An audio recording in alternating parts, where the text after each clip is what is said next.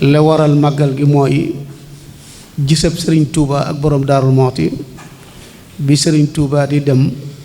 bàyyee borom Daaru Muxti lépp lu mu am ni ko Cheikh Saalih daan waxe lépp lu mu am mu teg ko ci loxol borom Daaru Muxti dem lu jege juróom-ñetti at dellu siwaat woo ko ca Ndar ngir ñu waxtaan bala moo dugg ci biir réew mi foofee la ko woo ca Ndar ñu waxtaanee mbooleem li nga xam ne moo xew ci ginnaawam donte nga xam ne daawuñu umpulente benn yoon waaye ci li ñu mën a gis man koo dégg rek mu woo ko foofee waxtaan ak moom door a dugg ci biir réew mi jataay boobee nag Cheikh Mahamadul Fadil mi nga xam ne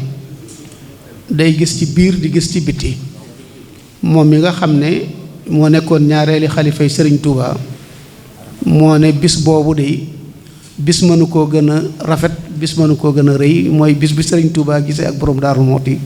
ginnaaw bi Sëriñ Touba jógee ci géej gi kon nag waa Daaru Muxti wax ko Sëriñ Mamadou Awa Balla ne ko na ngeen ko def ci bis boobu ndax bisu mbégte la ndax ñoom ñaar ñooñee nga xam ne ni leen yàlla def ñu dem ba diir bu toll noonu ñu umpalante ci zaahir li ñu ko mën a waxee bis bi njëkk a gisee mbégte mënu koo gën a rëy kon nag dàkk leen mbégte moomee loolu sëriñ Fadil waxoon sëriñ Mamadou Awa Balla loola mooy indi bis bi tey di fukki fan ak juróom baraxlu nisfu Saxbaan te ren jàpp nañ ne incha allah du sori 14 février bii ci 2025 wala 15 diggante boobu du ko sori waaye weer bi moom bala ñu koy mën a xam dëgg-dëgg day taxaw ñu door a xam bis ba dëgg-dëgg waaye du sori foofu daal kon nag loolu moo tax ñu liggéeyal sëriñ bi ci jataay bii préfet di la sant bu baax ci ni nga xam ne moom nga doxalee liggéey bi ak mbooleem ñi nga xam ne ñoom nga ko àndal te cant googu itam ni ma la waxoon ci njëlbeen mooy jàll ba ci kilifa yi nga xam ne ñoom nga ko seqal te moo di gouverneuru Louga ak ministre intérieur ak premier ministre ak président de la République ndax it nag mbir mu nekk tàgge bu ne am na jàppal diw moo di ne su fekkoon ne du woon li nga xam ne moom ngeen wéyee seen ndigal koy itam jataay bi du demee noonu waaye nag réew mi moom nii la bindoo ñi nga xam ne ñooy toppatoo diine ji ak ñi nga xam ne ñooy toppatoo wàllu àdduna bi ñooy ñëpp bu ñu joxantee loxo rek day dekk njariñul njaboot gi nekk njariñul réew mi te loolu naka jëkk mooy am te am nañ ci yaakaar bu baax yaakaar ji nga xam ne waa réew mi am nañ ko ci ñoom ba jox leen réew mi yaakaar jooju yàlla bu mu tas loolu rek la ñuy ñaan te sëriñ Mahmoudane wax na ko léegi xam naa sax moom cant geeg ngërëm li ci sëriñ bi boo demee neel sëriñ bi daal ñun daal duñ ne guddi na duñ ne naaj na te loolu moom xamal na ko boppam yéen ñu itam xam ngeen ko yéen itam waaye rek xam naa ne su sëriñ bi yëkkatee cant jëmee ci man kon may damay yëkkate ay cant jëmee ci yéen ndax ñi nga xam ne ñoo yore commission yëpp ak yow mi nga xam ne yaay coordonné suñu diggante yaakaar naa ne doomu aadama day def lu mat yomb ko waaye def nañ suñ kemtalay kattan ci yaakaar naa ne bii mooy ñeenteeli màggal yoo xam ne sëriñ bi taxawal nañ ko ngir di ko woote ndax ba ko njëkkoon daata sante woon ak Covid bi booba woote wuñ ko woon waaye bi ñu ko wootee waateeg léegi defe naa bi mooy ñeenteel bi mu wootee waaye bu ci ne day def nañ ca lañ ca war a def taxawee nañ ko war a taxaw ànd koo ñi ñu ko war a àndal loolu préfet naka jekk noonu lañ koy def te ni ci am ay ndam te jàpp nañ ne bii yoon it ndam yi ci lay ëpp am nañ ci yaakaar bu baax ndax loolu mooy mbiri sëriñ bi kon nag na nga xam ne lii mooy bis bi sëriñ Touba dajee ak borom Daaru Muxti te sëriñ Fadlu li indi ko ci te loolu itam nag mbégte moomee képp koo xam ne ki yaa ngi ci yëngatu ku ne mën nga ko caa fasaale ndax sunu borom noonu lay doxalee képp koo xam ne kii bëgg nga ko ci mbégte moomee sunu borom defal la ko ci ndax boo ko ci fasee rek mën ko caa am sëriñ bi nag li nga xam ne moom la fi nekk boobu ba léegi mooy lépp loo xam ne mi ngi koy yëkkati muy màggal gi muy leneen da koy bokk ak mbooleem njabootu borom Daaru Muxti borom Daaru Muxti nag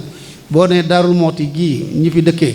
ñi ngi fi waaye nag dafa am yeneen i barab yoo xam ne am na yaari daaru manaan am na daaru manaan ci Bawol am na daaru manaan ci Kajoor sëñ Caxaw Balla nekk fa la sëñ Abdourahmane nekk fa ku ci ne sa njaboot nekk fa ak daaru Koso bi nga xam ne sëñ Mahmoudan Koso fa la nekk ak yeneen dëkk yi nga xam ne ñoom ñooñu di ak njabootam ñoo ko sosaat ginnaawam yaakaar naa ne ñooñu ñëpp kenn ku ci nekk lii duñ ne nekk ab CDD dong la waaye dama ne sëriñ Mahmoudan mboolem ñi nga xam ne nañ sëriñ bi daana leen sàkku ñu di leen woo ci bu soxlaa kenn ku ci ne na ko yëg itte yi nag bari na waaye yëguma moom dafa doy waar kon kenn ku ci ne yëg na ko ñi ci ëpp doole yëpp itam teew nañu ñu teewul itam xam nañ ne leen gàllankoor ci doxinu àdduna rek la ndax itte yi moom kenn ku ci ne ci sa bopp rek nga koy xamee waaye li wér te wér moom mooy na nga xam ne sëriñ Bassirou Anta Niang lépp lu yaakaar borom Daaru Muxti ak lépp lu aju ci borom Daaru Muxti tey moom ci loxoom la ko sunu borom teg te it ñëpp nangul nañ ko te moom itam téyal na ko ñëpp ndax kilifa dana doon kilifa goo xam ne ay surgaam du leen yëg moom loolu dalu ko ak njabootam itam yëg nañ ko te topp nañ ci ginnaawam loolu yow yaar bu àndee rek lépp mën naa jag kon nag lii mu bëgg muy fàttaliku bisub Sëriñ Touba ak borom Daaru Muxti ni mu ko bëggee incha allah dana ko ni amee te bu ko ni amee nag nun ñi ñëpp chef service yeeg ñun ñi fi teew ci comité d'organisation bi ak ñëpp bu sëriñ bi amee li mu bëgg rek nu itam leen bëgg dinañ ko am te sunu borom noonu lay doxalee ndax day fay jazaa'ul ihsaan ilal ihsaan lay wax moo di ne la def ci lu rafet rek sunu borom lu ko gën a rafet la lay fayee te yaakaar naa ne jëf mënut a gën a rafet nag ngay def ci diine l'islam jaare ko ci Sëriñ Tuuba ak borom Daaru Muxti yaakaar naa ne loolu moom ku ko yàlla baaxee ku nekk sa xol war naa sedd sa xel war naa dal te yaakaar naa ne incha allah niñ ko bëggee noonu rek lañ koy amee kon préfet ñu ngi leen sant bu baax di ñaan yàlla ñu fekkewaat ko déwén yu baree bari te di la waajal itam nag CRD bi waxtu bu ñu ko jàppee rek ñu teel ko yëg ba ñu ci war a teew yëpp ñu teew njabootu borom daaru gi daal yëpp ñëpp kenn ku ci nekk yëg na ni Serigne Bassirou Anta Niang yëg na ko mu téye yëg googee loolu mooy li nga xam ne mooy li ci nekk kon nag yaakaar naa ne woote ñu wuy si la ñun ñi nga xam ne ñoo nekk ci organisation bi te xam nañ ne bàyyeewuñu nu ko te yàggees na koo taxawee nag xam nañu nag mbir mi ni muy tëddee yaakaar naa ne loolu moom ñooy itam du am lu may sant leen ci gërëm leen ci bokk yi ndax kenn ku ci ne àdduna da ngay bàyyi dara def dara mooy mën a tax li ngay taxawal nga mën koo taxawal loolu moo tax li itte yi bari ñoom ñëpp ñu teew bi ñoo ngi ñaan yàlla sunu borom mu bindal nu tuyaaba nangul na sunu jëf ci sëriñ bi nangul na sunu jëf ci diine lislaam te yàlla def jàmm ci réew mi yàlla def jàmm ci réew yi jullit yëpp yàlla def jàmm ci àdduna bi yëpp ndax ñëpp a ko soxla woo maa ngi nuyu ñëpp di sant ñëpp di gërëm ñëpp wasalaamaaleykum wa rahmatullahi taala wa barakaatu. li nga xam ne moo ñu fi dajale woon tey mooy réunion boo xam ne nii am na solo trop ndaxte day tax ñu préparer màggalu Daaru Muxti nag ku ko xam ne comme ni ko sëñ bi fàttalee léegi bés la boo xam ne nii bu am solo la ci yoonu murit ndaxte bu ne bés boobu la maam Thierno Birahim Mbacke borom daaru taseek Cheikh Ahmadou Bamba donc loolu cosaan la te cosaan ju mag la ci yoonu murit donc boobu bés xam naa ne du ko war a mën a gën a kawe ci yoon wi ba tax na suñu kilifa yi jox nañ ñu ndigal pour ñu ànd kook sëriñ bi liggéey ci waajal ko ba nga xam ne su ñëwee dina mën a nekk bés bu mucc ayib ci kaw loolu sous-préfet de l'arrondissement de Darou Mouhty ak services locaux yi nga xam ne yëpp dajewoon nañ fi njëkkoon nañu def waxtaan CLD bi ñu jotee rapport bi automatiquement la ñu programmé CDD bi ba tey jii moom la ñu tenir ci biir CDD boobu nag waxtaan wi laal na poñ yu bari laal na jëm ci wàllu kaaraange gi nga xam ne gendarmerie jël na engagement nga xam ne lépp lu war ci kaaraange bés bi ñoom danañ ko taxawee incha allah bu ñu jëlee aussi yeneen service comme sapeur pompier yi ñoom tamit d'habitude nen doon taxawee ba tax benn lakk du am ba ku nekk circulation bi aussi dana mën a tege ci yoon loolu aussi ñoom it seen taxawaay danañ ko jëfee bu ñu jëmee ci wàllu santé aussi même chose Croix-Rouge donc muy ñetti service sapeur pompier Croix-Rouge ak la santé district bi ñoom it niñ ci war a taxawee yépp danañ ko taxawee ngir lépp lu war ci garab wala lu war ci ay docteur yoo xam ne nii war nañ ko fekkee pour consultation gratuite bi nga xam ne war nañ ko def loolu lépp district sanitaire bu Darou Mouhty dana ci am taxawaay bu am solo boo xam ne ni dina ko ci def. yeneen service yi tamit comme lu mel ni matt mi eaux et forêts aussi dina ci dox dina ci dox lim ci war a dox, mais aussi surtout ndox mi, ndaxte rappelé nañ ko léegi ndox moom fu mu amut màggal du mën a am. ci kaw loolu donc matuwaay yu wér dinañ ko jël ci wàllu ndox mi, service régional dina ko jël ngir forage yi ñu xoolaat leen, machines yeeg moteurs yeeg yëpp ñu xoolaat ko daal di koy saytuwaat, defaraat ko nga xam ne ak réseau bi ngir bu ñu ca eggee rek robinet yi dana mën a xelle bu baax, ñëpp mën a am ndox. lu jëm ci wàllu assainissement ak nettoyage dëkk bi, loolu aussi Sonaget société danañ ci bay seen waar, ba tax na mobiliser nañ ñoom it seen i équipe ak seen i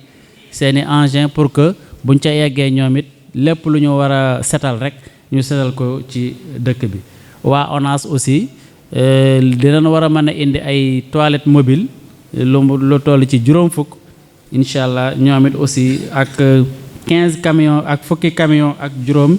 yoo xam ne ni camion vidange lay doon, yooyu aussi sàkku nañ ko ci ONAS, xam naa ne danañ sàmmonteeg loolu. lu jëm ci aussi wàllu jur gi ñu fi war a lewatal, loolu aussi élevage ñoom it dinañ ci bay seen waar. ren nag ñu bëgg sax balaa màggal gi su fekkente ne jot gi may nañu ko te lépp may nañu ko, ñu def opération boo xam ne nii dañuy éliminer xaj yi nga xam ne ñoom dañuy wëndeelu rek dañuy wëreelu ca amuñu boroom. loolu nag laaj na jël matuwaay yi ci war yépp, mais loolu comme élevage mi ngi fi ak mairie danañ ko bokk waxtaane autour du préfet du sous-préfet de Darou Mouhty,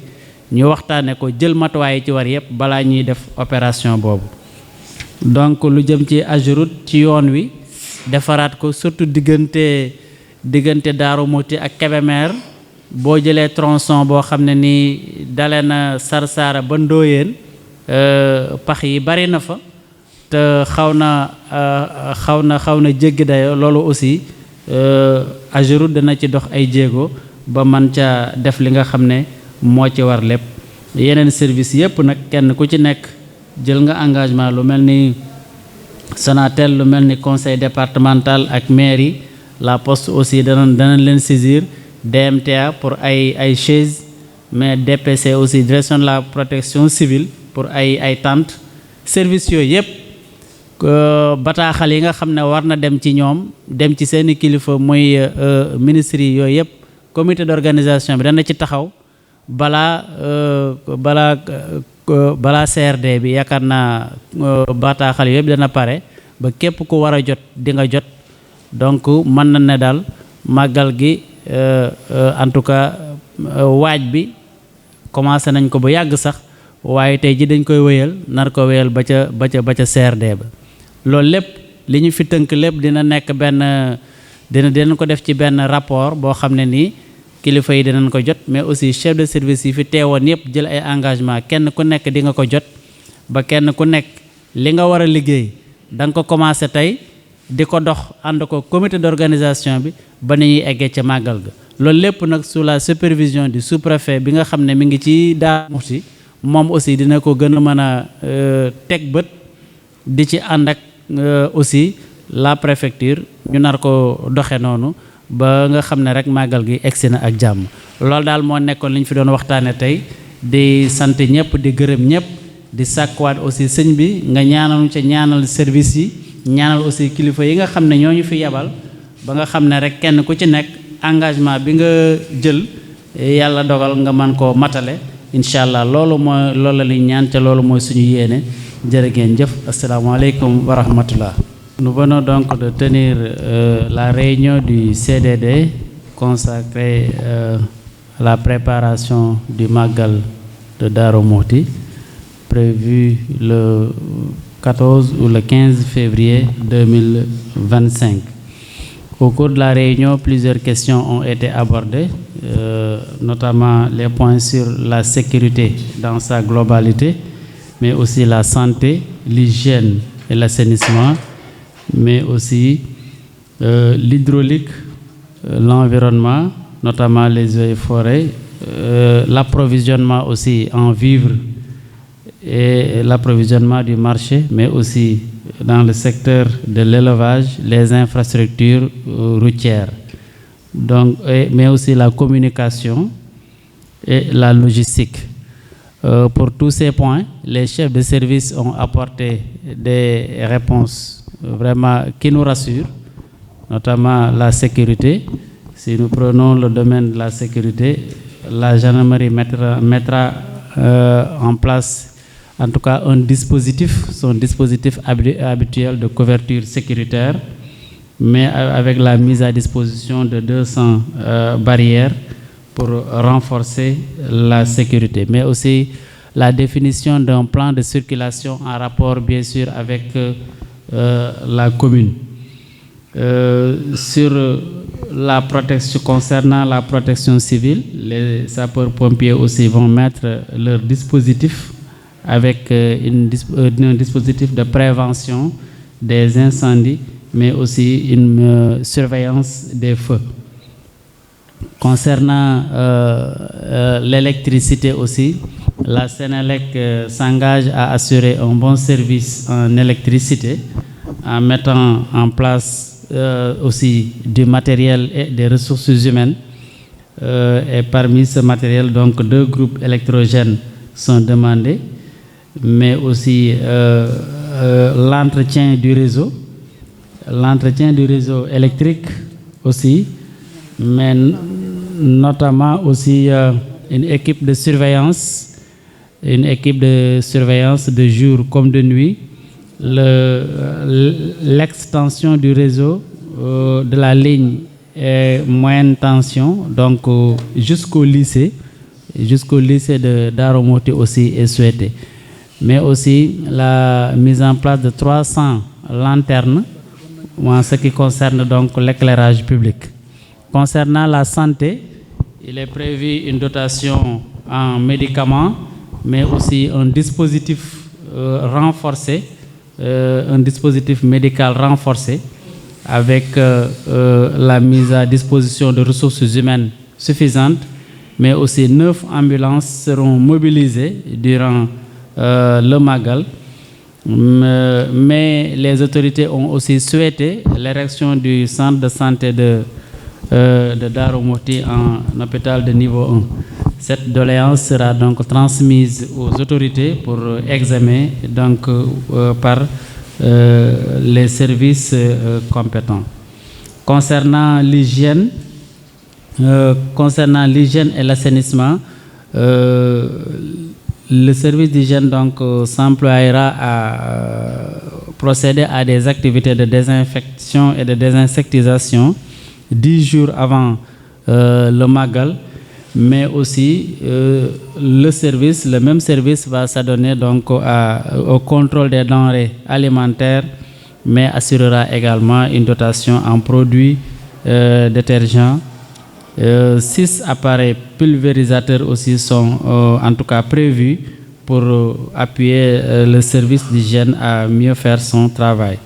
Le renforcement des ressources humaines aussi au niveau du service d'hygiène est souhaité pour que les travaux se passent normalement. Concernant le nettoiement de la ville, la SONAGED s'emploiera aussi à mobiliser son équipe, mais aussi toute sa logistique, particulièrement les pelles mécaniques et autres moyens qui vont permettre en tout cas d'assurer un bon nettoyage, un bon assainissement donc, de la ville de Darou Mouhty. Concernant l'hydraulique, en ce qui concerne donc l'hydraulique, la division régionale de l'hydraulique s'engage à assurer l'entretien et la maintenance des forages qui se trouvent au niveau de Darou Mouhty, mais aussi mettre à disposition un groupe électrogène, installer un tuyau max inox de 125 pour le forage F4, mais aussi envisager la construction d'un château de 500 m3 au niveau de Darou Mouhty. Tout cela pour contribuer donc à un bon service hydraulique le 5 jours avant le Gamou, mais aussi après le Gamou. Des véhicules camions-citernes seront aussi mobilisés. Tout cela pour permettre donc, en tout cas aux fidèles qui seront à Darou Mouhty, de pouvoir se ravitailler correctement en eau potable. Concernant toujours l'assainissement, l'ONAS aussi, il est demandé à l'ONAS la mise à disposition de 15 camions de vidange à double pont, mais aussi 50 toilettes mobiles donc 5 jours avant et après le Magal. Concernant l'approvisionnement en bois de chauffe, les eaux et forêts aussi seront saisies pour la mise à disposition de 30 permis individuels dans les délais requis, donc dans les délais les plus appropriés, pour permettre donc au comité d'organisation de pouvoir s'en approprier avant le Magal. Mais aussi l'assouplissement du contrôle des produits forestiers qui viennent donc au niveau du Magal. Là aussi, c'est un souhait du comité d'organisation. Concernant le ravitaillement donc, en denrées de première nécessité, il est donc demandé au CSA de mettre à disposition des vivres au niveau donc, du Magal, des vivres comme le riz, mais aussi comme d'autres produits alimentaires. Pour ce qui concerne l'élevage, le service départemental de l'élevage va s'occuper donc du contrôle de l'abattage des animaux avant et après, mais aussi il est prévu une séance en tout cas d'abattage des chiens errants pour renforcer la sécurité au niveau du Magal. Pour ce qui concerne la couverture médiatique du Magal de Darou Mouhty, la RTS mobilisera une équipe. Il est aussi demandé aux autres organes de presse tels que le Soleil, l'APS, mais aussi les organes privés de pouvoir couvrir correctement le Magal. Sur ce point, des engagements sont pris pour que cette couverture-là soit effective les jours du Magal. Pour les infrastructures routières, l'AGEROUTE sera saisie pour la réhabilitation du tronçon Darou Mouhty-Kébémer, mais aussi Darou Mouhty-Touba, pour permettre donc une bonne circulation des véhicules, mais aussi renforcer la signalisation horizontale comme verticale. Il est prévu aussi l'aménagement de la voirie urbaine, les travaux qui ont été donc entamés par Promoville seront donc renforcés, mais il est rappelé aussi aux autorités l'achèvement des travaux du tronçon de 12 km qui constitue donc le contournement de Darou Mouhty, les 6 km étant déjà en tout cas en latérite, les 6 autres sont en tout cas il est demandé pour les 6 autres de pouvoir terminer les opérations de latérite et de revêtement donc de ces 12 km au niveau de Darou Mouhty. Concernant la douane, les services de la douane aussi seront sollicités pour l'assouplissement du contrôle douanier concernant donc les fidèles qui doivent rallier Darou Mouhty les jours du Magal. La Sonatel aussi sera saisie pour le renforcement du réseau et la mise à disposition et l'installation aussi de téléphones fixes, mais aussi l'aménagement d'un espace presse pour permettre donc à la presse de pouvoir jouer pleinement son rôle dans le Magal. Les autres services comme la direction, la DMTA, mais aussi la DPC, la Poste, la mairie de Darou Mouhty, le conseil départemental, tous ces services-là aussi seront sollicités pour permettre aussi la mise à disposition de matériel, mais aussi prendre toutes les dispositions nécessaires pour que le Magal se passe dans les conditions les meilleures. Sur ce point, le maire et le représentant du conseil départemental ont pris des engagements en tout cas pour assurer les services qu'ils ont habituellement l'habitude, donc qu'ils faisaient habituellement. Ça aussi, l'engagement est pris par les autorités qui sont sur place. Le service du commerce aussi s'employera aussi au contrôle des denrées, au contrôle du marché, la surveillance du stock, mais aussi le contrôle des prix appliqués au niveau du territoire, en tout cas du département, surveiller aussi tout le stock au niveau du département pour permettre un bon ravitaillement donc en denrées de consommation courante. Voilà donc les principaux points qui ont été abordés. Les engagements sont pris. Une circulaire et un compte rendu donc seront rédigés et transmis donc aux autorités concernées et aux services compétents. Je vous remercie.